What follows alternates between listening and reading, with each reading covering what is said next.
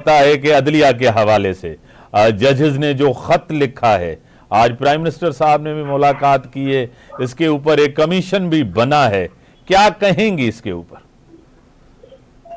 लेकिन बिल्कुल सेंसिटिव है। लेकिन जुडिशियल कमीशन के हवाले से जब जहाँ तक बात है, जुडिशियल कमीशन में हमेशा जजेस के जो इंटरनल मैटर होते हैं वहां पर सदारती रेफरेंस जाता है। अगर जजेस के खिलाफ कोई कंप्लेन होती है, कोई शिकायत होती है, तो वहां पे उनके मैटर्स को सॉर्ट आउट किया जाता है। लेकिन अगर किसी इदारे ने इस तरह किया कुछ कहा है, तो फिर वो प्राइम मिनिस्टर, लाजमी बात है, मुल्क का सरबराह होता है और उसका काम होता है कि वो उन सारी चीजों को देखे। तो मैं समझती हूँ शायद चीफ जस्टिस साहब इसीलिए आज मुलाकात की है।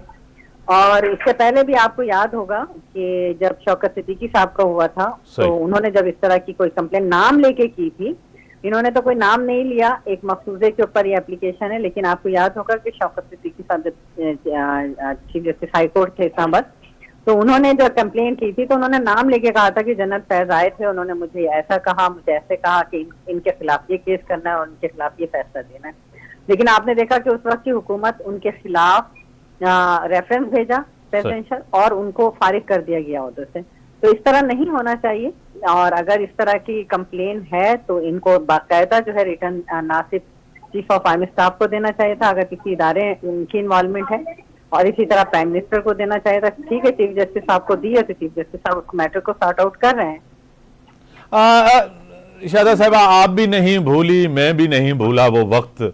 आपको पता है कि मौजूदा चीफ जस्टिस साहब मोहतरम जनाब काजी फाइज ईसा साहब उस टाइम भी हमारे लिए काबिल इज्जत थे, आज भी काबिल इज्जत हैं। जब पीटीआई का दौर था, उनके लिए उन्होंने क्या क्या नहीं किया, उनकी फैमिली के लिए कौन कौन सी मुश्किलात पैदा नहीं की, आपको भी याद है, मुझे भी।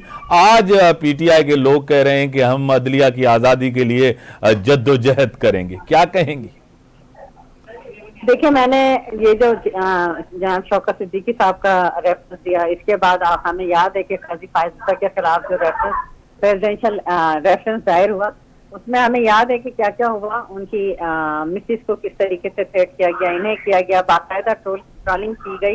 लेकिन आपने देखा कि आज वही चीफ जस्टिस जो है इनके लिए इंसाफ कर रहे हैं। और आज जो है इन्होंने बाकायदा इसकी, पीटीआई का हमेशा से वतीरा रहा है कि जब इनके अपने खिलाफ कोई चीज आती है तो ये उस पर वावेला करते हैं, और अगर इनके हक में फैसला आ जाता है ये चाहते हैं कि बस चीफ जस्टिस हो या जो भी जजेस हों वो इनको गुड टू सी यू कहें, फिर प्रोटोकॉल के साथ इन्हें रुख्सत करें, इनके ये कितने भी बड़े बड़े जराइम कर लें, इनके खिलाफ कोई फैसला ना दे सकें। तो ये हर चीज मीठा मीठा हाथ और कड़वा कड़वा थू करना चाहते हैं, ऐसा नहीं होता। और इनको अपना दौर याद करना चाहिए कि किस तरह सहाफियों को थ्रेट की गई, हैरेसमेंट किया गया, किस तरह जजेस को किया गया। और आज जो है 2018 के भी इलेक्शन याद है, 2018 से 23 तक के जो मामला हैं वो भी याद हैं। तो इन्हें अपना वक्त नहीं भूलना चाहिए कि इन्होंने क्या कुछ नहीं किया। नून लीग के साथ आप वफाकी हुकूमत का हिस्सा तो नहीं है और सारे फैसले वो खुद ही कर रहे हैं, आपको पता है। इरसा चेयरमैन के ऊपर जिस तरह बयानात हुए और जिस तरह राना सनावला ने कहा कि पीपल्स पार्टी अच्छा बनने की कोशिश करती है हमेशा, उसके बाद थोड़ा सा रिफ्ट नजर आ रहा है। अब तो नून लीग को खुला मैदान है, जिस तरह फैसले करें, सारी वजारतें उनके पास हैं, आपके पास अगर हैं तो आईनी ओहदे हैं सिर्फ, क्या कहेंगी? देखिए, पीपल्स पार्टी ने हमेशा जमहूरी रवायात का ख्याल रखा है, हमेशा एहतराम किया है। और जिस वक्त अपोजिशन में हम थे तो उस वक्त मेजोरिटी PMLN की थी, तो हमने अपोजिशन लीडर इन्हें दिया।